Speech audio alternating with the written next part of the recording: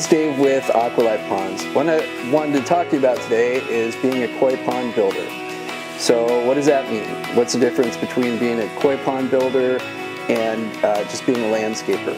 Well, we specialize in building ponds, and we actually have a master certification in pond building, and we're considered a master certified aquascape contractor. So to reach that level, we put in hundreds of ponds and a lot of review from the certification company, and it is a craft, and that's why it's very important to get an actual pond builder versus someone that's just a contractor. Now, we have a contracting license also, but being a pond builder entails specializing in that craft, and that's what we do.